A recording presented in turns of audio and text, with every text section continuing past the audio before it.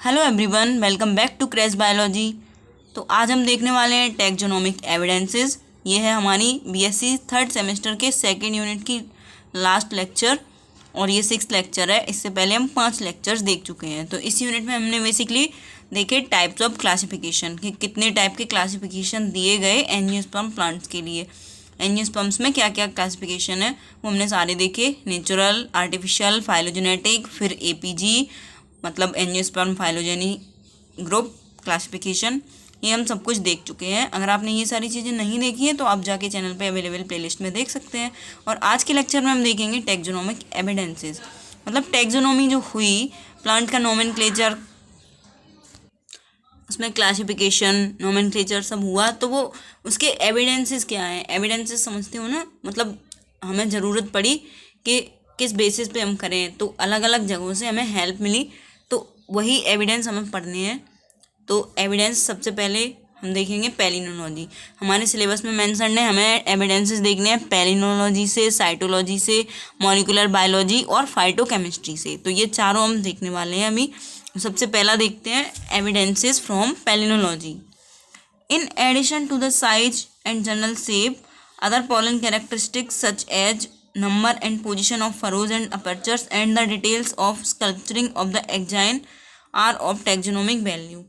तो बेसिकली सबसे पहले हम जानेंगे पैलिनोलॉजी होता क्या है। तो palynology is the study of pollen structure.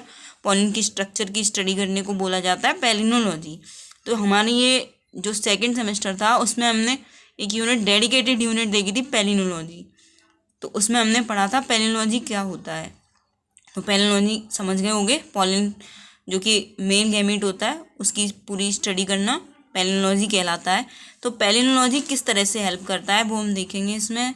तो जो जनरल शेप और साइज होता है पॉलन का, उसके अलावा पॉलन के कैरेक्टर जैसे कि पॉलन के नंबर, पॉलन की पोजीशन, फरोज जो होती हैं और अपर्चर्स होते हैं उनकी पोजीशन, और स्कल्पचरिंग ऑफ एक्जाइन की जो स्कल्पचरिंग होती है उस सब की जो डिटेल्स होती हैं वो टैक्सोनॉमी में बहुत हेल्प करती हैं। मतलब अलग प्लांट में अलग हो सकती हैं। जैसे हमें कोई बाहर से सेम फैमिली का लग रहा है प्लांट, फिर हम उसका अगर पॉलन देखें तो उसकी हेल्प से वो डिफरेंट फैमिली का हो, तो इसमें वो इस तरह से हेल्प करती हैं टैक्सोनॉमी में। These characters have been helpful in differentiation of various taxa. तो ये बहुत सारे टैक्सा की डिफ्रेंशिएशन में हेल्पफुल रहे हैं ये कैरेक्टर्स। आगे देखते हैं। They also have proved useful in the classification of newly discovered taxa and the phylogenetic considerations। और ये यूजफुल इसमें भी रहे हैं, क्लासिफिकेशन जो हुआ है उसमें, और जो न्यूली डिस्कवर्ड टैक्सा हैं उनके फाइलोजेनेटिक कंसिडरेशन में, उनकी फाइलोजेनेटिक रिलेशनशिप इस्टेब्लिश करने में, उनका क्लासिफिकेशन करने में। The genera Salix and Populus Salicaceae can be distinguished on the basics of pollen characters. पहले इन दोनों कैरेक्टर जेनरा को सेम माना जाता था, फिर पता चला ये सैलिकेसी फैमिली के दो डिफरेंट जेनरा हैं। और किसके बेसिस पे पता चला? पॉलन के स्ट्रक्चर के बेसिस पे। Salix has long and narrowed 3 furrowed pollen as compare to the spherical pollen without distinct apertures in Populus. तो जो सैलिक्स का पॉलन था उसमें नैरोड और 3 फरोड पॉलन हुआ करते थे, मतलब अभी भी प्रेजेंट हैं। और जो पॉपुलस था उसमें स्फेरिकल पॉलन प्रेजेंट थे और डिस्टिंक्ट अपर्चर्स थे। तो ये डिस्टिंग्विश करने में मदद की इन्होंने पॉलन्स ने। तो यही एक बेसिस है टैक्सोनॉमी में इनका, taxonomic evidence. The thickening of exine around the pores make distinguishing characters for different genera of the Betulaceae. तो जो एक्जाइन की थिकनिंग है पोर्स के अराउंड, वो एक कैरेक्टर बनाती है। जो जेनरा है बहुत सारे बेटुलेसी फैमिली में, उनका एक डिस्टिंग्विशिंग कैरेक्टर है, वो उसी के बेसिस पर डिफरेंस किया जा सकता है कई सारे जेनरा में। The optical section, in optical section it is knob like in Betula, club shaped in Corylus, unexpanded in Carpinus and an arcus is present between adjacent pores in Alnus. तो जो बेटुलेसी family के ये genre हैं, बेट्यूला में जो exine है वो optical section में नोब लाइक है, और कॉरिलिस में क्लब शेप्ड है, और कैप्रिनस में अनएक्सपेंडेड है, और एक आर्कस प्रेजेंट है एडजेसेंट पोर्ट्स के बीच में एलनस में। तो ये एग्जाम्पल हो गए किस तरह से जो पैलिनोलॉजी है वो हेल्प करती है टैक्सोनॉमी में। टैक्सोनॉमिक एविडेंस क्या क्या है पैलिनोलॉजी से। Taxonomic evidence from cytology. Cytology सबसे पहले जान लो क्या होता है। Study of cell structure is called cytology. ये तो हम बहुत बेसिक क्लासेस से पढ़ रहे हैं। तो साइटोलॉजी में हम देखते हैं सेल में क्या क्या स्ट्रक्चर प्रेजेंट हैं, क्या क्या बेसिकली इसमें हमें टैक्सोनॉमी के बेसिस पे देखना पड़ेगा कि क्रोमोसोम नंबर क्या है, क्रोमोसोम शेप क्या है, मॉर्फोलॉजी क्या है, ये सारी चीज़ें हमें टैक्सोनॉमी के बेसिस पे देखनी पड़ेंगी। और नॉर्मली तो साइटोलॉजी होता है जो स्ट्रक्चर है, ऑर्गेनल्स हैं और मेम्ब्रेन्स हैं और ये इन सब की स्टडी करना। Cytology has made an outstanding contribution to the taxonomy during the past few decades. तो साइटोलॉजी ने आउटस्टैंडिंग कॉन्ट्रीब्यूशन दिया है टैक्सोनॉमी में पास्ट डिकेड्स में। Cytological characters such as chromosome number and morphology and their behaviour and structure at meiosis are considerable taxonomic value. तो cytological characters कौन कौन से हैं जो कि टैक्सोनॉमिकली इम्पोर्टेंट हैं, टैक्सोनॉमी में इम्पोर्टेंट उनकी एक भूमिका रहती है, वो है क्रोमोसोम नंबर और मॉर्फोलॉजी और उनका बिहेवियर और स्ट्रक्चर मियोसिस के दौरान क्या रहता है। तो ये हेल्पफुल रहते हैं टैक्सोनॉमी में ये characters. Chromosomes also vary in form, size, volume and in amount of distribution of heterochromatin. तो जो क्रोमोसोम्स होते हैं वो फॉर्म में, साइज में, वॉल्यूम में और उनका अमाउंट ऑफ डिस्ट्रीब्यूशन क्या है हीट्रोक्रोमेटिन का, इसमें भी वो वेरी करते हैं। इस तरह इसके बेसिस पे भी वो अलग अलग होते हैं। तो हीट्रोक्रोमेटिन और यूक्रोमेटिन आप जानते होंगे। हीट्रोक्रोमेटिन हैवीली कंडेंस्ड फॉर्म होता है, पार्ट होता है क्रोमोसोम का, और यूक्रोमेटिन लेस कंडेंस्ड पार्ट होता है। These characteristics of karyotypes are taxonomically useful where the individual chromosomes are large enough for detailed microscopical observation. तो हमें ये बहुत हेल्पफुल रहते हैं टैक्सोनॉमी में characters. The monocotyledons have usually larger chromosomes. Monocots में लार्जर क्रोमोसोम होते हैं देन डाइकॉट्स। डाइकोटिलेडोन्स में स्मॉलर क्रोमोसोम्स होते हैं और मोनोकोटिलेडोन्स में लार्जर क्रोमोसोम्स होते हैं। तो ये एक डिफरेंस है जिसके बेसिस पे टैक्सोनॉमी की जा सकती है, मतलब मोनोकॉट और डाइकोट में डिफरेंस पता चलता है। In general woody plants have smaller chromosomes than their herbaceous relatives. तो जनरली जो वुडी प्लांट्स होते हैं उनमें स्मॉलर क्रोमोसोम्स होते हैं और हर्बेशियस प्लांट्स में हैवी थोड़े लार्जर क्रोमोसोम्स होते हैं। In the Ranunculacea, chromosome number and chromosome morphology have provided basis for more natural arrangement of genera and tribes. तो Ranunculacea जो फैमिली है उसमें क्रोमोसोम नंबर और क्रोमोसोम मॉर्फोलॉजी ने बहुत सारे जेनेरा और उनकी ट्राइब्स में डिफ्रेंशिएट करने में हेल्प की है। तो ये हो गए एग्जाम्पल्स किस तरह से हमें साइटोलॉजी ने हेल्प की टैक्सोनॉमी में। अब नेक्स्ट हम देखेंगे taxonomic evidences from molecular biology. Molecular systematics is the use of DNA and RNA to infer relationship among organism. तो molecular systematics क्या है? ये DNA और RNA का यूज है कि ऑर्गेनिज्म में किस तरह से रिलेशनशिप एस्टेब्लिश किया जाए, उनका रिलेशनशिप क्या है आपस में। तो DNA और RNA की हेल्प करके हम ये पता लगाते हैं, तो उसको बोलते हैं molecular systematics. Molecular data reflect more likely true phylogeny than morphological data because they reflect gene level changes which are less subject to convergence. जो मॉलिक्यूलर डेटा होता है वो फाइलोजेनी अच्छे से शो करता है मॉर्फोलॉजिकल डेटा के अलावा, क्योंकि जो मॉर्फोलॉजिकल डेटा होता है वो तो ऊपर से ही देख के सब कुछ पता लगाना होता है उसमें, और जो मॉलिक्यूलर डेटा होता है उसमें जीन लेवल पे चेंजेस जो होते हैं वो हमें हेल्प करते हैं फाइलोजेनी बताने में।